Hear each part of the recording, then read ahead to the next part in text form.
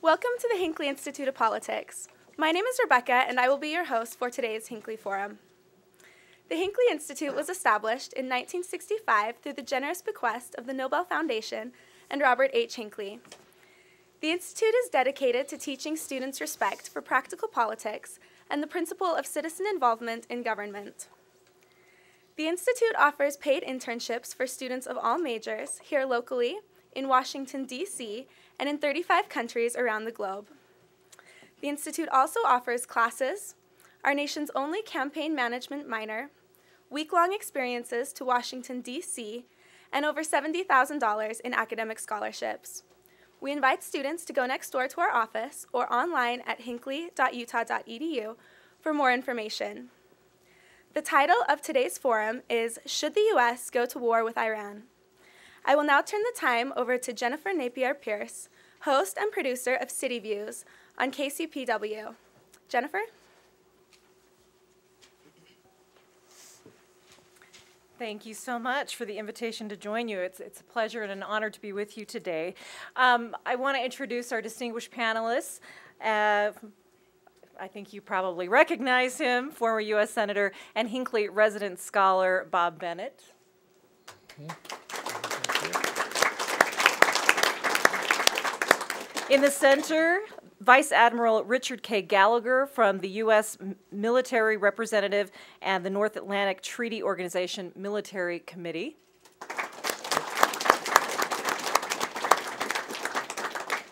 And also Khosrow Semnani, an industrialist, philanthropist, and author of the policy paper, The Ayatollah's Nuclear Gamble. The format for today's symposium, excuse me, got ahead of myself. Wait for the applause. First, we'll have Khosrow give about a 5-minute presentation on what this policy paper is and his analysis. We'll do some question and answers between the panelists and myself, and then later in the hour, we'll open it up to your questions. And it is being recorded, so please wait for the microphone and speak loudly and clearly. So, Khoz, it's all yours.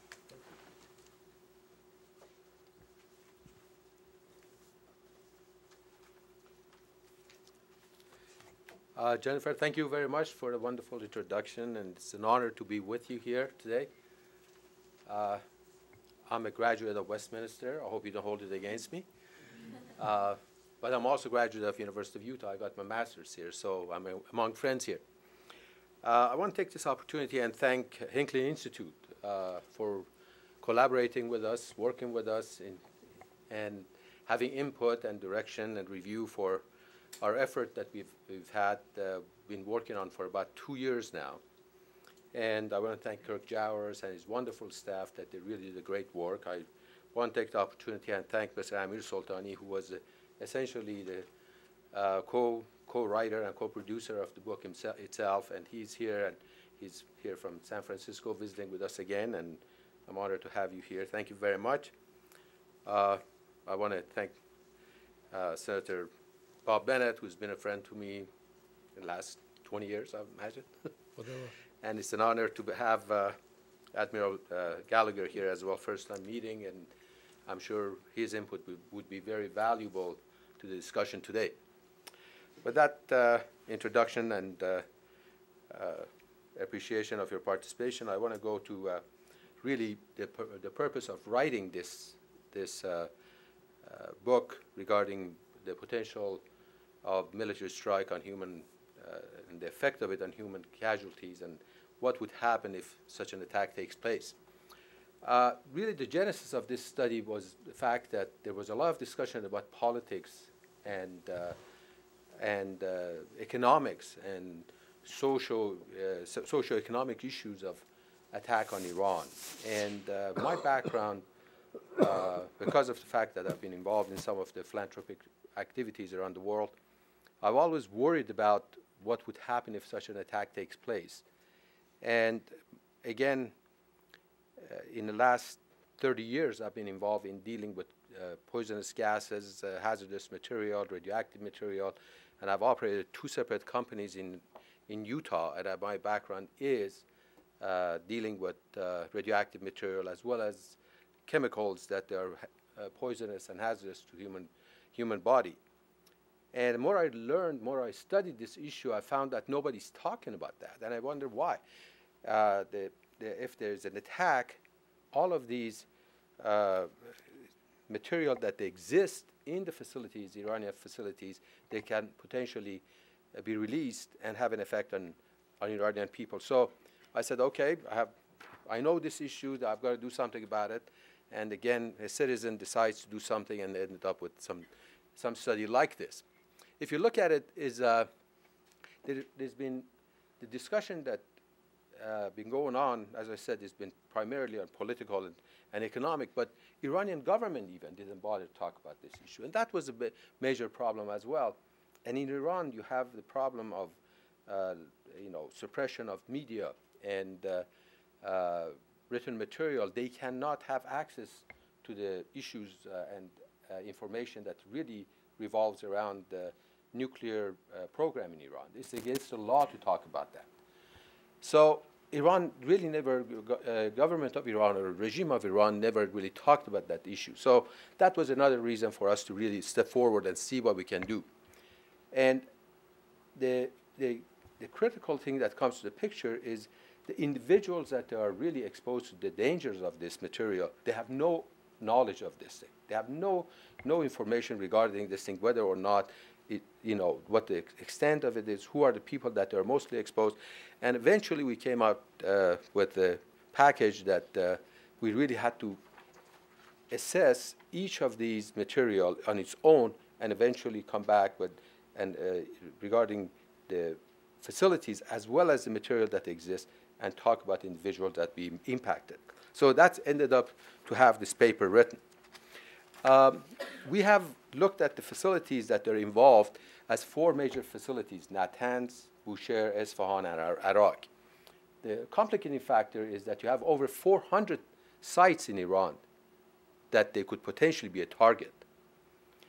The Swedish Department of Defense identified 20 major ones. Israelis talk about 17 out of that 20. We really didn't have access to a lot of information, so we really limited it to 4 critical ones that they will be attacked if there is an attack on Iranian facilities. Bushehr would be the most, I would say, the least likely one because it's a nuclear power plant.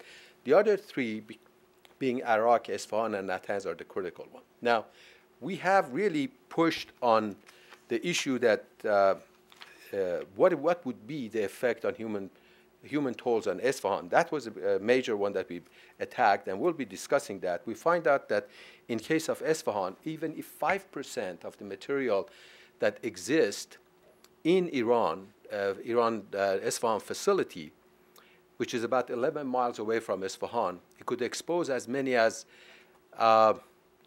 20,000 people based on very conservative numbers again. 5% of the material released, only 5 to 20% of the people who are exposed are affected. Not everybody. Only 5%, between 5 to 20% would be affected. You find that somewhere around 20,000 people are actually affected. And these are the people that we define a casualty as a number of people who will die or have long-term effects, be affected by those long-term effects of the chemicals and so on. Now, going back to going to these issues that how we really achieved our numbers, it was essentially we had to model this thing on the base of a computer model that one of the professors at the University of Utah, Dr. Sandquist, helped me quite a bit with that. And we used NIOSH information, which is basically the information that is generated by U.S. government, and we used the limitations of 25 parts per million. That is the amount of fluorine gases that are, what this stands for, IDLH stands for immediately deadly to health and life of a person. And using those simple those numbers and then modeling it with the Gaussian pluming model, we are identifying that this material could travel as much as anywhere between 5 to maybe even 13 miles into the city and consequently expose a lot of people that they really have no knowledge of this material being propagated under their neighborhoods. And if you can go to the back to the Isfahan again as a area that we look at, if you look at the facilities, only about 11 miles away, from 11 kilometers, about 9 miles away, and this distance can be easily within an hour, with the wind pushing this uranium hexafluoride that is being released from this facility and converted to hydrofluoric acid and other uranium compound. This stuff can travel within an hour into the population centers. And of course, if this material, there is a distinction you have to keep in mind. One report of IAEA that we use their information reports as 371 ton of material. Another report, which is more recent, as of August of 2012, which is not reflected in our book because we had already published the book prior to that date, has moved the number to 550 ton instead of 371 ton. This is a model for 371 ton. The 550 ton is much larger and it encompasses a larger area. So the numbers are staggering, and the impact on human being is horrifying once you begin to look at it. I don't want to take very much time. There are also the issues on Bushehr we can talk about. We can talk about Arak and Natanz. Each one of them, they have their own geological formation, and they have, in case of Natanz, it's a buried material, buried facility that requires heavier bombing characteristics, and that's a military issue that we can discuss that later. In case of Bushehr, you're talking about a 1,000 megawatt power plant that is 75% capacity operating today. If that is attacked, you can compare that to Chernobyl, because that is a similar type of nuclear power plant, and it would release as many as 300 different isotopes into the region, and that would be around Persian Gulf and affect countries like Bahrain, Kuwait, not only Iran, but other neighboring countries as well. So each one of them, they have their own characteristics. With a little bit of this background, I want to I'll conclude my presentation and then answer your questions. Thank you very much.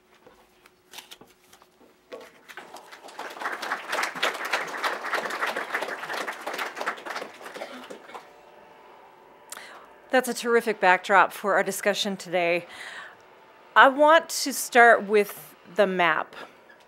Mr. Semnani, you noted that there were 4 major nuclear facilities in Iran: Bushehr, Natanz, Arak, and Isfahan. The Iranian leadership says that its nuclear program is peaceful, that it's just to produce energy. And I'd like to hear from each of our panelists, what indicators do we have to the contrary? Let's start with you, Mr. Semnani. The question I'm sorry, the question is... How do we know it's not just for power? Why do we think that this is for nuclear weapons? This is a $64,000 question that everybody would like to have an answer for. The claims of Iranian government is one thing, but their actions and some of the rhetoric is another thing. We have to be sensitive to that. If you listen to what has been going on in the recent past, since 2002, the information that's available to us, Iranian government, although it claims that its program it is for peaceful purposes, but if you look at the type of operations that they have conducted in terms of the concentration of the material, today they own over 189 kilograms of 20% enriched 235 uranium hexafluoride. Well, that is way over what a facility that requires only for research. The Iraq research facility or Tehran facility requires only between 15 to 25 kilograms. Why do they need 200 kilograms? That's one of the indications that they are really going over and above what's needed and causes a lot of concern for other people. Other countries, mainly Israel and the United States. The other thing that is going on is all of the rhetoric that Mr. Khamenei is talking about having in one of his assessments that just recently came up in September of 2012, he claims that the whole Middle East must be nuclear weapon-free region. Now, you cannot talk about Iran program without talking about Israel. Israel has nuclear weapon anywhere between 80 to 100 nuclear weapon, depending who you listen to. So how can he claim that he's going to have the whole area become nuclear free? And that is a problem for a lot of people to identify and understand what they're talking about. In addition to that, Iran has never really opened up and provided the necessary transparency for IAEA to be able to verify their claims. And they've done a number of programs, a number of assessments and developments that they have done by hiding the information and later on being discovered, similarly in 2002, 2009, and recently in terms of the amount of, as I said, the amount of 235, uranium-235 enriched 20%. So there are a lot of things that causes that kind of suspicions for other countries, and that's my view of it. From the military perspective, Admiral Gallagher, why do we think that they're developing nuclear weapons as opposed to nuclear power? Well, thanks, Jennifer, and thanks very much to the Hinckley Institute and to Kirk Jowers for this invitation. Just a point of order is I'm now retired U.S. Navy, so I'm speaking as a private citizen, but with some background in the area. Been operating in the Arabian Gulf for over 20 years. Done extensive planning in that region, studying the region. I'm a carrier fighter pilot, commanded a nuclear-powered aircraft carrier, so I am a nuclear power plant certified operator, although I do not have your background in radiological effects, but I have some familiarity with the discussion with the region. When you enrich uranium to produce nuclear power in a civilian plant, you enrich it to 3.5%. That's plus or minus. In fact, you can do it at even a lower level. As Dr. Semnani has pointed out, they've not only enriched to 3.5%, they've enriched a very large quantity to 20%. And the Iranian argument is that 20% is what's required for nuclear medicine-related research. And as he's also pointed out, and I don't have a number that they should have to do nuclear medicine research, except that what they have is far in excess of what's required, far in excess. But 20% enrichment level is sort of it's a boundary, because when you go beyond that in enrichment, you now are heading towards, there's only one last place you go past 20%, and that's 90% or greater, and that's nuclear weapons grade material at that point. And the advantage for the Iranians of going above 3.5% to 20% is that it gets them that much closer to the ability to break out and dash, and those are two terms you'll hear in the media quite often, which basically is a fast run towards producing their first nuclear weapon. And the estimates, and they do vary a bit, but the estimates are that they have enough 20% to produce enough 90% to give them in excess of probably 4 nuclear weapons were they to do that today.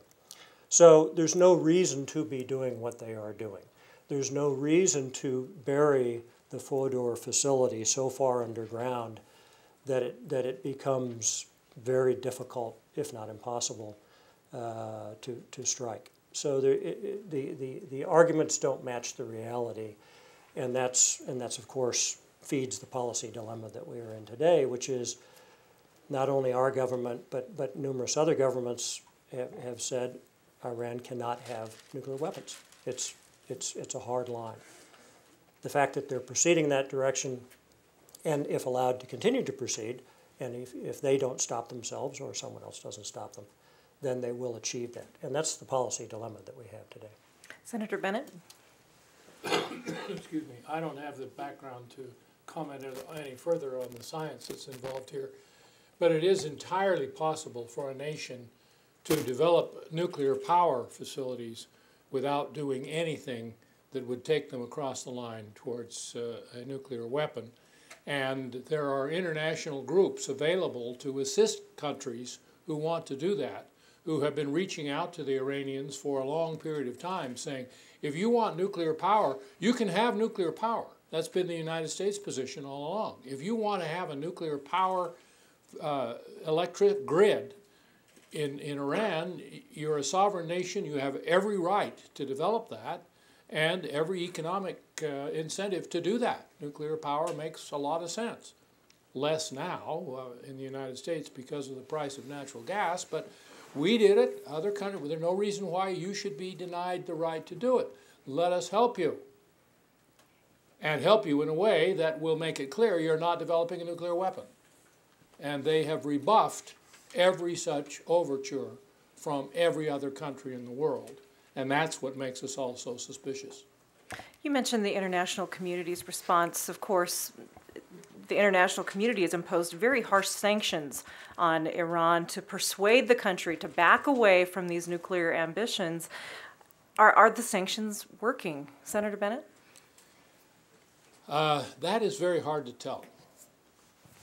It's, excuse me, I apologize to your radio audience for clearing my throat, but We'll edit that right out. I'm just at the tail end of a cold. The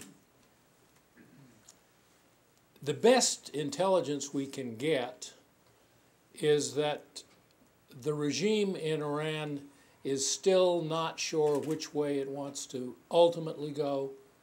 It's obvious they want the option of developing a weapon, and they have gone to the point where they are keeping that option very much open. But it's also apparent that, wild as they may be by our view of political wisdom, they're still not quite sure they want to cross that line. And the sanctions have been a very strong pressure in saying to them, if you do cross that line, you become a pariah. You do cross that line, you have no friends. And increasingly, they have no friends now as other nations come in to the American initiative to put sanctions on them. And there's no question it's hurting their economy. Understand this one fundamental truth, which most people do not. We talk about the Iranians as if this is a monolithic society. The Iranian people, by and large, are the most pro-American people in the world. The Iranian government is perhaps the most anti-American government in the world. And one of the reasons why the Iranian people are so strongly pro-American is they hate their government. And they want to be in a position of opposition to where their government is. But they have no control over their government. Elections in Iran are a complete farce. It's the religious group that determines who can run. So it isn't that a candidate loses, it's that somebody who might do something about this doesn't get his name on the ballot. And the Ayatollah determines who can be on the ballot, and if somebody suggests that upon winning the presidency he might reach out to the West, the Ayatollah makes sure he doesn't appear. So the elections are a complete farce. The Ayatollah and the imams are in complete control of the government itself, and the government responding to their agenda is violently anti-American. The Iranian people, hating their government, are strongly pro-American. One of the dilemmas that adds to our problem here is that if there were to be a military strike in Iran, it would have the psychological effect of causing the Iranian people to rally around their government, which is something we don't want to have happen. It is about as tortured a geopolitical dilemma as you can find anywhere in the world. Khosrow Semnani, I mean, you have written extensively about the way forward needs to include democracy. Do we see on the horizon Arab Spring, Arab uprisings in Iran's future that would lead to a pathway to democracy? I'm glad you asked that question. It's a good question because, you know, prior to Arab Spring, in 2009, if some of you might remember that, Iranian people, they were out in the street trying, they call it the Green Revolution. If you remember in CNN, there was quite a bit of talk about that. They were asking for democracy. They were trying to find the way that they have a more representative government. They have a government that not only is in peace with its own people, is in peace with the rest of the world. And that really was the genesis of the movement, that most recent genesis of the movement of Arab Spring even. So there is effort by Iranian people to get something like this going. The dilemma or the problem that exists today for Iranian people is how does the world really react to them? As the senator really pointed out, is the issue of the sanctions and the relationship of U.S. with American people has been an issue, and I think more proactive, more articulate, I would say, is America towards Iranian people. It will help and assist, and probably would bring better results sooner. So we have this very volatile situation going on in Iran, and then last week, Iranian warplanes shot at an American surveillance drone that was flying in international airspace, at least the Americans claim. I'm wondering, Admiral Gallagher, are the Iranians looking for a fight? I mean, do you see this as provocation? That's a great question, and whenever we look at individual acts, it's always an important question of, well, was that driven by orders from on high in the central government, or was it the actions of a local commander? And what were they really trying to do? I can tell you that in my experience, both commanding an F-14 squadron, operating in the Gulf during Desert Storm, Desert Shield, and then commanding an aircraft carrier later in the Gulf, the Iranian forces, generally speaking, are extremely professional. And if you communicate with them, as we do, so that we don't literally and figuratively bump into each other, the tendency is for each other to treat each other at least well enough to not cause problems. That doesn't mean that they don't occur. It means that generally speaking, the intent is not to inflame a situation. Because it is an article of fact and faith on both sides that were a greater conflict to be caused in the Arabian Gulf, for instance, the closing of the Straits of Hormuz, which would be an extreme example, but one of the potential outcomes of say, a strike. The article of faith and fact is that the Straits would not remain closed very long, and the Iranian forces in the Gulf would not last very long. And this is very well understood, and it's very well understood by everyone involved. And so that's why normally, and in my experience, if an Iranian aircraft in his own airspace was approaching our airspace, because as you pointed out, the Predator, I think, was operating at 16 miles, 4 miles outside of Iranian territorial airspace, which is normal, as you described it, international airspace. That's exactly what that is. But as our forces approach each other, in my experience, we would communicate with each other and warn each other that you're getting close to my airspace. And in the past, I found those communications to be handled in a very professional way. So were they testing? Perhaps. Because probing, feinting, and testing is a time-honored military tradition to find out, well, what's the reaction going to be? Because if were you to shoot down a drone while it has certain effects that are undesired on both sides, it's probably not as severe as other actions that could be taken. So if they're maybe testing the waters a little bit, what message did they get from us? I mean, a lot of the debate had to be about the timing of when this information was actually revealed in relationship to the election, rather than the action itself. Well, I think one of the messages is, and this is consistent with the way our military operates, and I'm having been associated with NATO, with the NATO forces, is that you try not to inflame a situation until you understand it, and until you get the larger picture of what's happening. So there isn't necessarily going to be an immediate retaliatory effect because they took a few shots at a Predator. One of the answers is, so what? And because again, when we react in a very coordinated, well-thought way. In my history of 36 years of active duty, and it may not be a reaction that day if there's going to be one. you know, it may take a day or two or three later. But so I'm not sure what the message was that they got, other than, well, we weren't very happy about that. Please don't do it again. And you know, we'll see what happens next. Senator Bennett, last week, Israeli Prime Minister Benjamin Netanyahu said that he could unilaterally decide to attack Iran with or without the U.S. or other support. During the debates, Vice President Joe Biden called the concerns bluster. So what's your take? Is this bluster on Netanyahu's part? I don't know Netanyahu very well. I've only met him once. So it would be presumptuous for me to do anything beyond speculation. I would point out to him, if we were to have a conversation, and the Admiral can correct me if I'm wrong, I don't think the Israelis have the capability to do what they believe they did in Iraq, what was it, 20 years ago, something like that.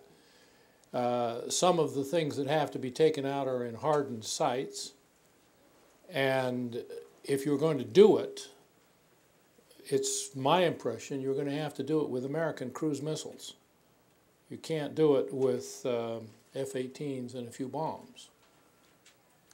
And if he can't accomplish it, making the attempt and falling short would be the worst possible thing that would happen, because no one in the Middle East will believe that Israel acted unilaterally.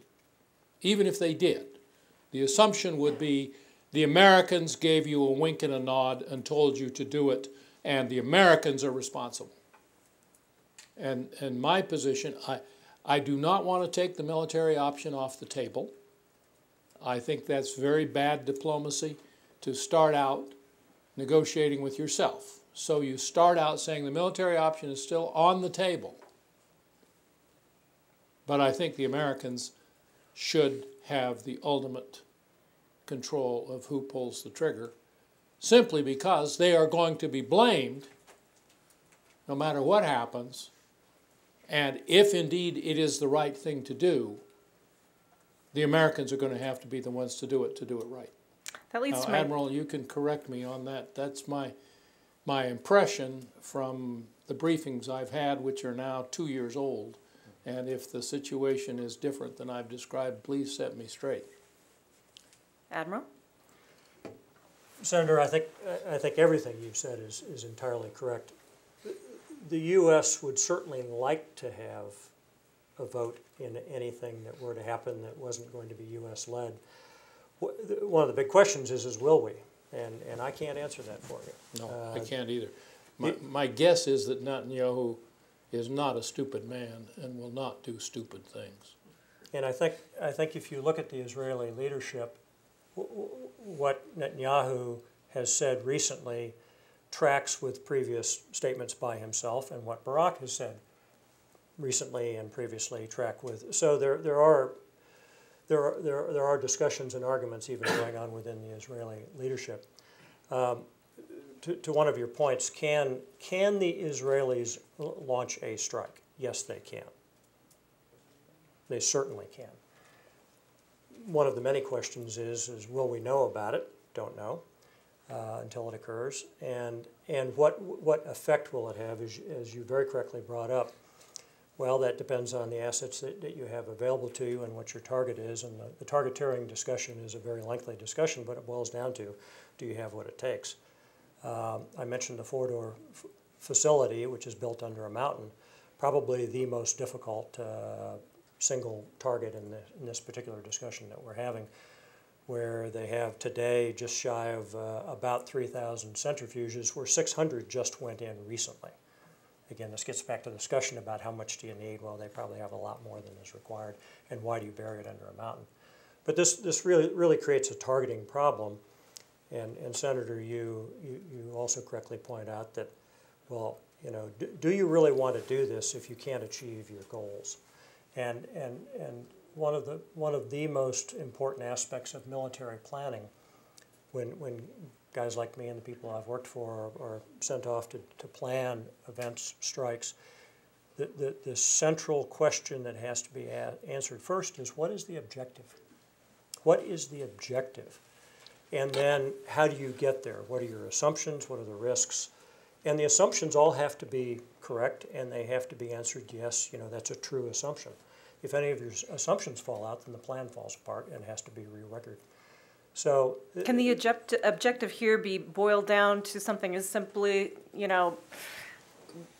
we cannot allow Iran to have nuclear weapons, period? Well, and that gets to the point I made earlier, which is the U.S. and the larger international community have said no, they cannot. But they're on a path that allows them to head that direction, and unstopped, one assumption is that they will achieve that capability. So you have a policy dilemma, so what do you do about it? So now we, one is sanctions. You asked about, are they working? That and as answered, as the senator said, that's a very tough question. Are they having effect? You can answer, yes, they are. Their fuel export, oil export, is down from 2.5 million barrels a day to about 1 million barrels a day now, because the EU signed on to this sanction restriction, as well as the United States and a number of other nations. The currency has been devalued 40% this year, just this year. So there are effects, but are they taking us in the direction we need to go before the Iranian leadership decides to then pursue and then quickly, build a nuclear device? That's the big question right now, is, what's going to come first? Senator Bennett, maybe you could expand on this a little bit. You mentioned that military strikes on Iran's nuclear facilities would have echoes throughout the region. Can you elaborate on that a little bit? What kind of reaction do you think Middle Eastern communities would have to a U.S. strike on Iran? Even very targeted strikes. Yeah, it would depend on the provocation and the state of play at the time they were made. When we went into Iraq, just about every nation in the neighborhood, whatever they said publicly, privately cheered and said, anything we can do to get rid of Saddam Hussein in our neighborhood is a good thing to do. Now, maybe they didn't say that for domestic consumption, but that consensus was overwhelming in the international community of information that was available to the State Department and the Defense Department. Nobody was sad to see Saddam Hussein go. Now, I don't think anybody would be sad to see the Ayatollah go, but this is different. And the way it would be done, and the provocation, the specific tripwire that would be crossed, all of that would have to be evaluated in terms of the kind of reaction that other nations would have. The expectation is that it would be very negatively viewed in every Muslim country, that it would be viewed as an inappropriate American intervention, however much they support the sanctions and however much they're with us on their fear of a nuclear weapon. On the other hand, if indeed the trigger was something that caused them to fear Iran, if there was fear of Iran in places other than Israel. If they're the bully. There was fear in the Middle East from places other than Israel with respect to Saddam Hussein. If there was fear in the region of Iran other than in Israel, then there might be some remonstrations in the press, but some quiet, thank goodness the Americans came again. Bernard Lewis, who is an authority in the region, and he has his critics, but he told us, he said, the only thing you can believe out of the Middle East are the jokes. Those are the only thing that are not censored. And then he repeated 2 jokes. They're old now because they tied to the Iraq War, and that's now ancient history in the speed with which things change. But the first one was, on the streets of Iran, somebody said, "The Americans are coming and they're going to attack Iraq." And they said, "Why don't they do it in alphabetical order?" And the second one was, 2 Iranians are talking. "We have terrible problems in this country. What are we going to do? We've got to do this, we've got to do that." Finally, one says, "I know, we've got to get ourselves an Osama bin Laden." And he said, "Are you crazy? That would make things even worse." He said, "No, if we had an Osama bin Laden, the Americans would come and save us." So you never, ever know, and that's why making a decision prematurely and an announcement prematurely that you are going to war or that you are not going to war is never a good idea. This is one circumstance where you want to keep all of your options open until the very last moment. So any projections I might make about this is how they would react and that is how they react, right now I think the reaction would be extremely negative and extremely harmful to the United States. But that could change. But that could change, which is why I said I would say we have to keep the military option on the table because you never know what the circumstances might be. Khosrow Semnani, during your presentation you mentioned that the Iranian people are not aware of the threats that are being tossed around in the international conversations and conversations here in Utah. Why are they not aware of this posturing and the very real threat that faces them? There are 2 issues, really. The study that we put together really, it very intentionally pulls out the effect of the chemicals and radioactive material that exists in these facilities that eventually would be propagated into population centers. This has basically, this whole idea was not really considered, at least not publicly considered, in the United States, not talked about in the United States. And just as importantly, not talked about in Iran. Talking about the nuclear program at any level regarding any section of it is illegal in Iran. They are not supposed to, any of the newspapers, radios, they are not supposed to discuss that.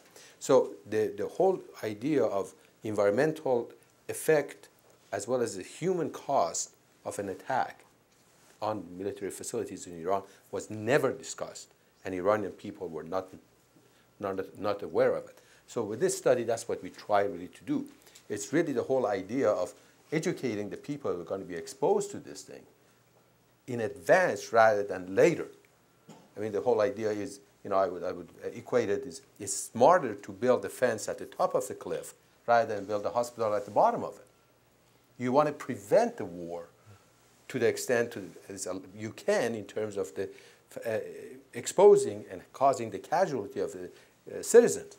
And then after it happened, and then eventually they have to be dealing with it. That's the concern that exists.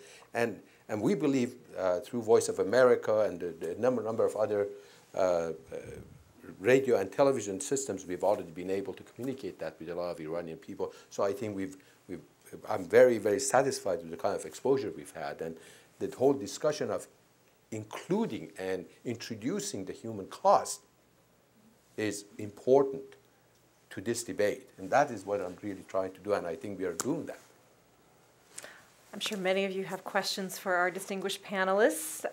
We have a microphone, if you would wait for the mic, and please state your name and your question.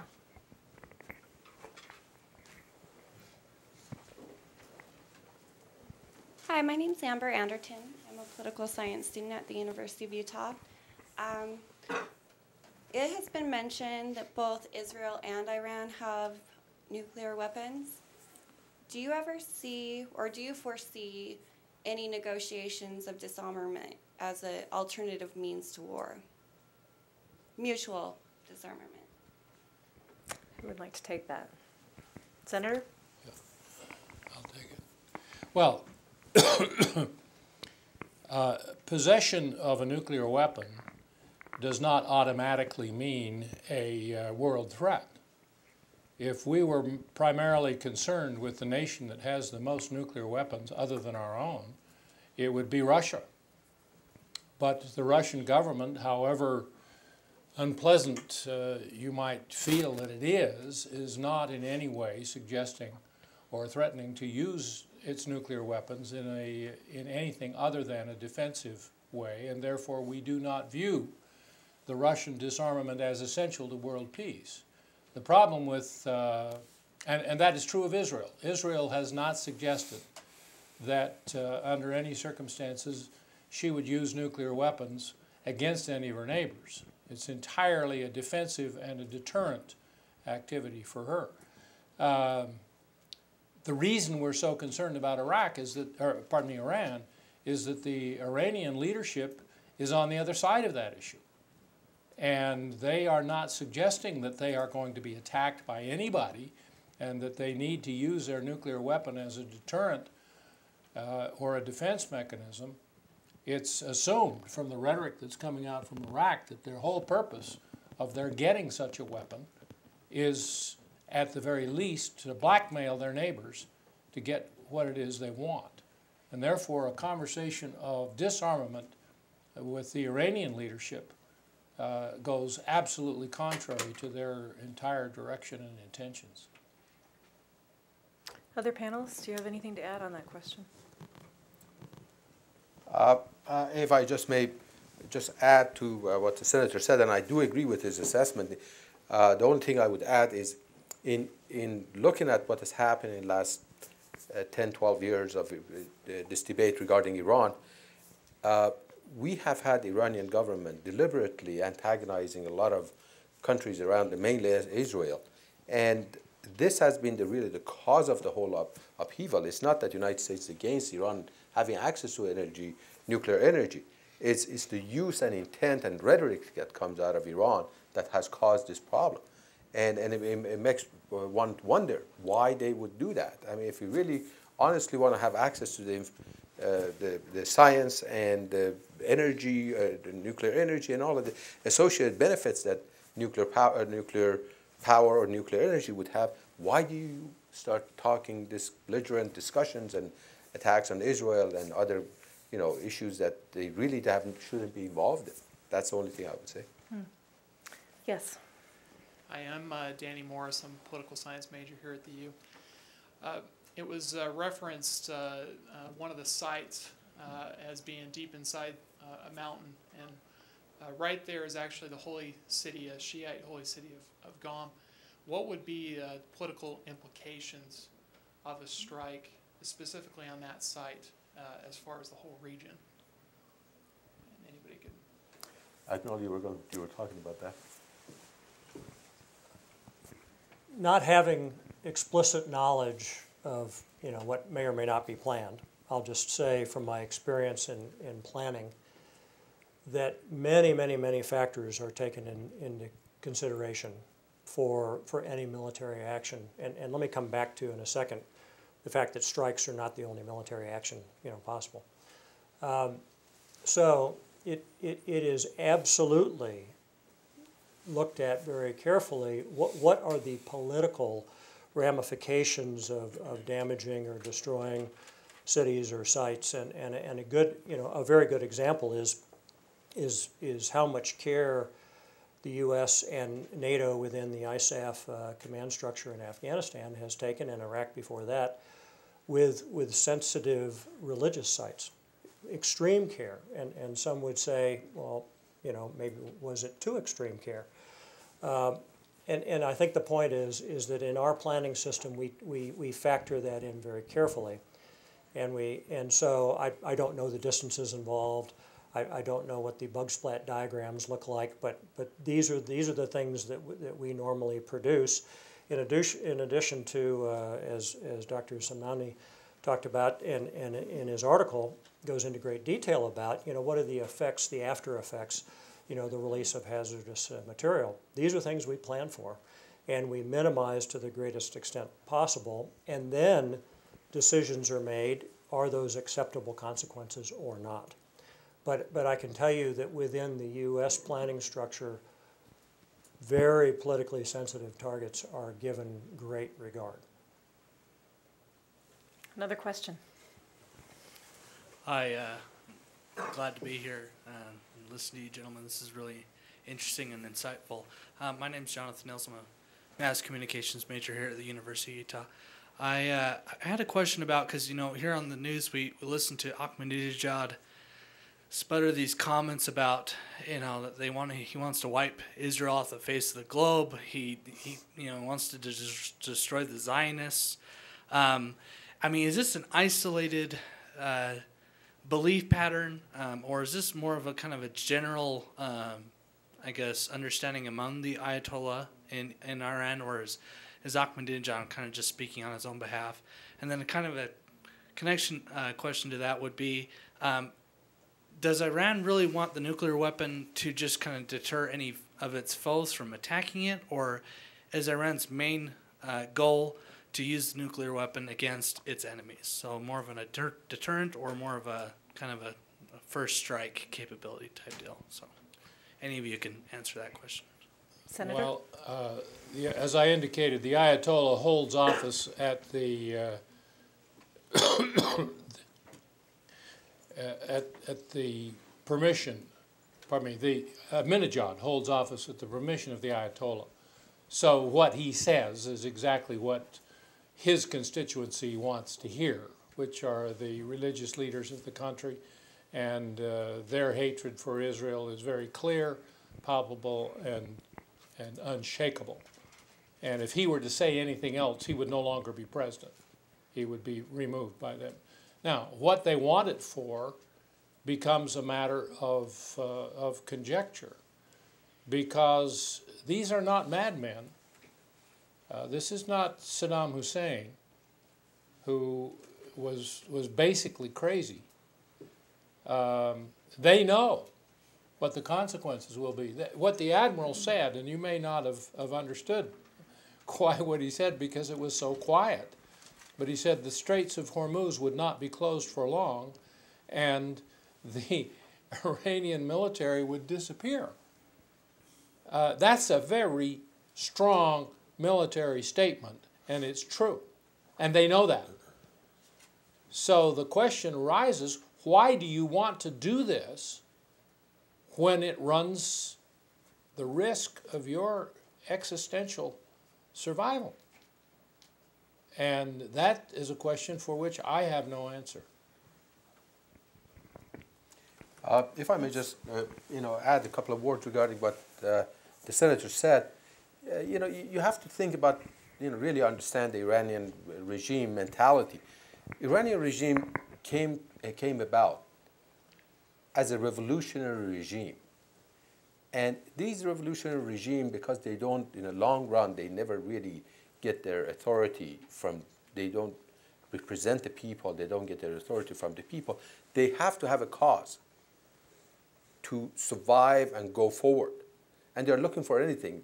For this regime currently attacking Israel and being belligerent about whether or not Israel should exist or shouldn't exist, this has been something that they would like, they do, not only would like, they continue to promote as something to promote their existence, and they get the people that they're supposedly super religious support, and they're using the Palestinian issue as a tactic to continue to promote themselves. This is what is happening. It's not that they really have an interest in long term to what happens in the Middle East. No, they're thinking about their own survival, and that helps their own survival because they don't receive the legitimacy from the people.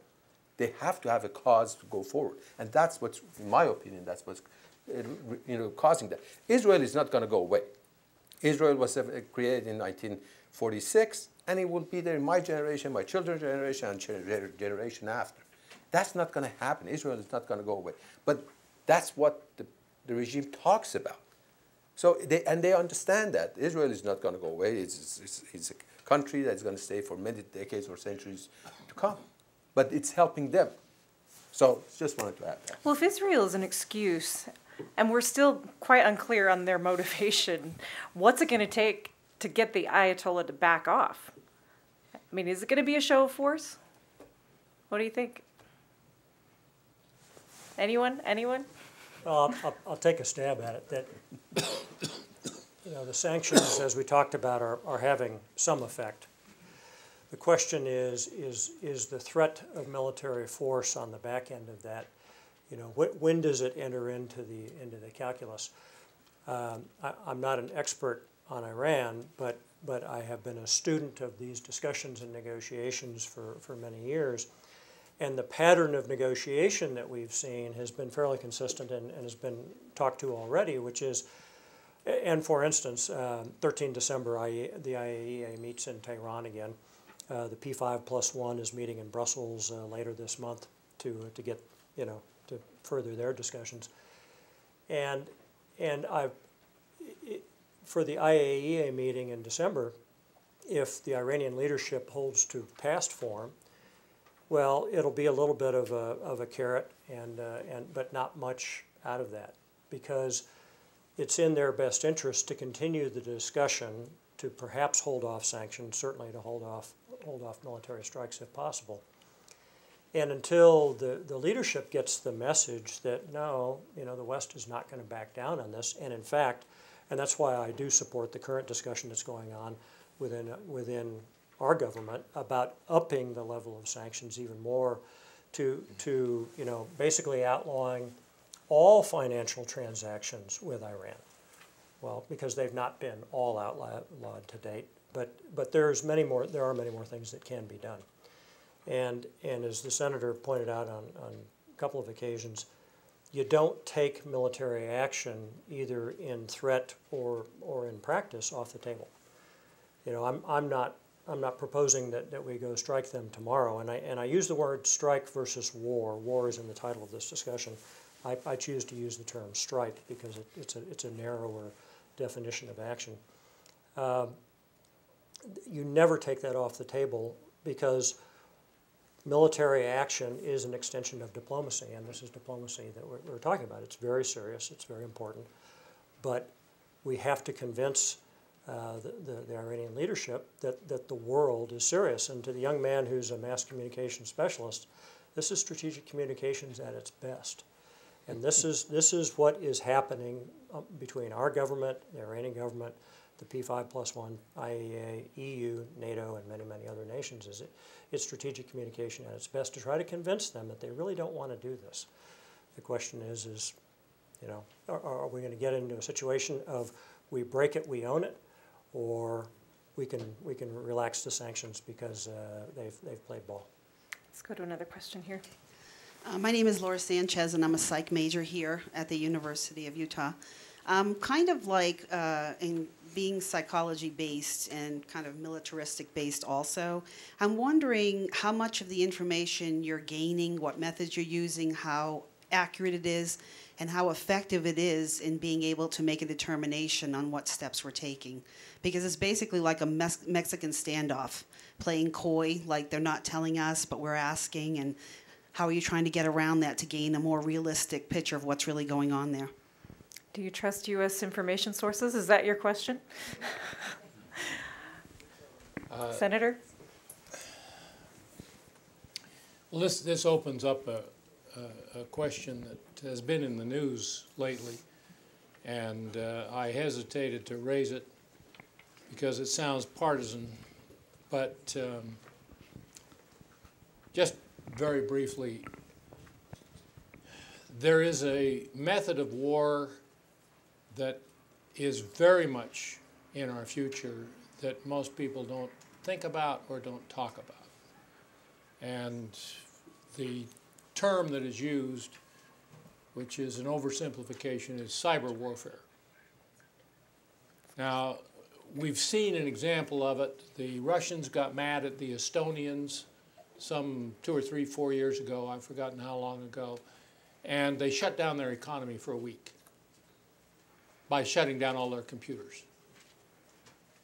And we now know, and this came up during the campaign, that America has been messing with the Iranian computers. And the degree to which that has been happening, the degree to which that has arrested their nuclear program is not known. But it came out in the campaign as a demonstration of how wise President Obama is and how on top of this issue he is.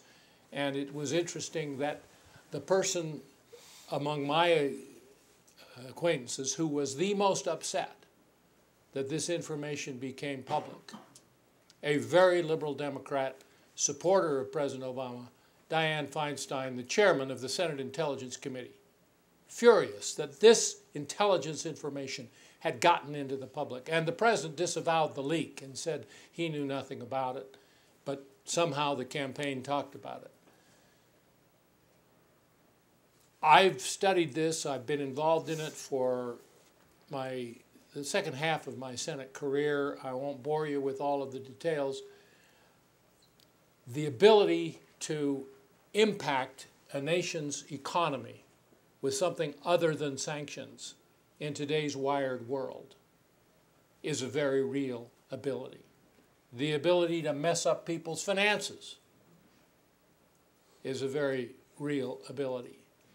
And the firewalls that are being created to stop hackers have gone far beyond that which you get out of the movies where the teenage kid in his bedroom can break into the computer at the Defense Department. That's not going to happen anymore, if indeed it ever could. It's now reached the point where at the level at which this kind of activity goes on, there are only two groups that have real capability to break through all of the firewalls. One is organized crime, and that means outside of the United States as well as in. They've discovered that cybercrime pays better than the drug trade. And the attempts to attack bank accounts and transactions and all the rest of it are going on all of the time. And the other one is nation states. I've just come from the National Lab at Livermore, California. They tell me they have 30 million cyber attacks against that lab every day. And that shows the level of sophistication that we have reached to fight them off and know that they're coming.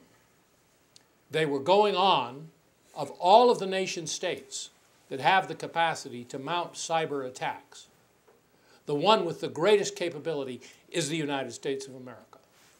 And that has been going on in Iran without anybody knowing about it until it leaked during the campaign. And Senator Feinstein, I'm sure, knows it all in her position as chairman of the Intelligence Committee, and she is furious that this has now gotten out. I'm hoping that that becomes the way, ultimately, to bring this economy to such a point that they have to say, what do we have to do?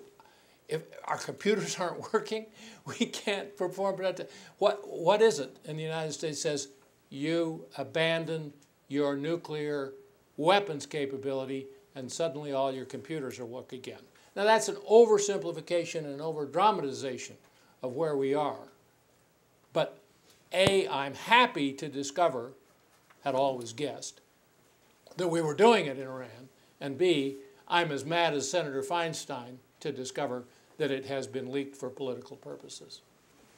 Our time is short. I want to get to one last question. To the question posed by this forum, should the U.S. go to war with Iran? The consensus here seems to be we need to continue with the military pressure, with the sanctions. We cannot take military off the table, even though strikes would be catastrophic for the Iranian civilian population.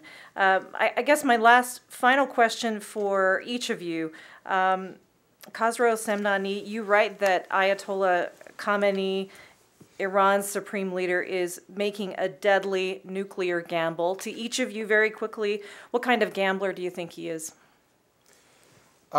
He's a good gambler, a very good gambler, I should say, because regardless of what happens, if there is a military attack, he can stand up and he said, look at all these dead bodies. This is, again, the great Satan has done what he wanted to do against a Muslim country. And I've been telling you that for 30 years, and this is the consequence of it. So he's going to win. One, if there is no military attack, he's going to sit back and he says, fine, I'm developing my own nuclear power, and the United States was fearful of our retaliation and our power, and they couldn't come and do anything to us. So we win again. So he's a wonderful gambler. The only thing that I think needs for the United States, I see the sanctions are working very well. But we have to understand, and it was discussed earlier, about 15 minutes ago, what is our objective? What is our strategic plan for Iran and the issues revolving in that country? What is it that we really want to accomplish? And once we identify that very clearly, in my opinion, I think what is lacking today is being able to articulate this information to Iranian people. Today, Iranian people have only access to the information that Ayatollah is giving them. And it is an ugly situation based on what President Obama said last week, 2 weeks ago. Iran has lost 80% of its value of its currency. And guess who people are blaming? The sanctions. And who caused the sanction? It's the United States. We are not telling people of Iran, we are not communicating with Iranian people of why the sanctions. I think that's one of the things, there's a shortfall, and I think needs to be addressed, that we communicate with Iranian people. We had Victoria Noland, the spokesman for State Department. She just recently came out and tried to address that, and I think this is a step in the right direction. I think we've got to do more of that.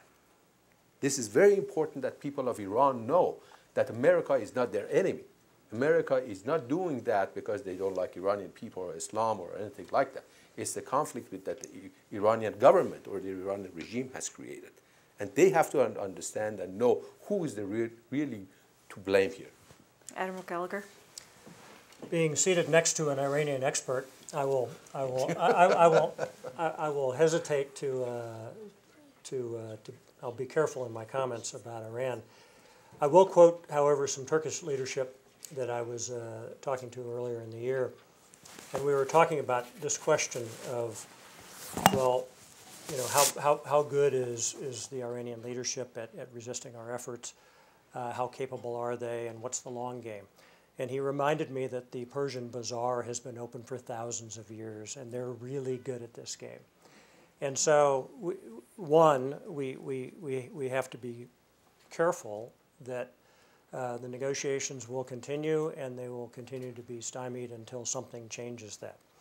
So if it's sanctions, increasing sanctions that help to do that, you know, then more is better.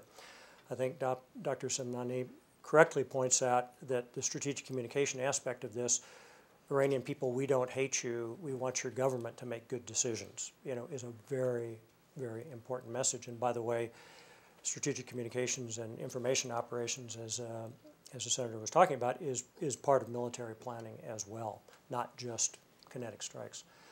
So we have to keep the pressure on, but we also need to have the discussions go on behind the scenes that emphasize we're serious and we're not giving up, and we really want you to do these very select things with carrot and stick, carrot being nuclear power and helping in some other ways, but the very real stick being there at the same time. Senator Bennett. I'm an optimist. The Iranian government is an illegitimate government. It is not supported by its people in any way, shape, or form. And throughout history, illegitimate governments ultimately always fail. And the question is whether before that happens, I'm convinced it will happen, before that happens, will the Ayatollah do something insane? And I agree with what Khosrow says about politically in the short run, he wins basically no matter what happens. But does he have any sense that in the long run he can't survive? We'll leave it there. Senator Bob Bennett, Khosrow Semnani, a philanthropist and author of the policy paper, The Ayatollah's Nuclear Gamble. You can find some copies of that outside of the room, also online on the Hinckley Institute website. And Vice Admiral Richard K. Gallagher, thank you very much, gentlemen, for this discussion.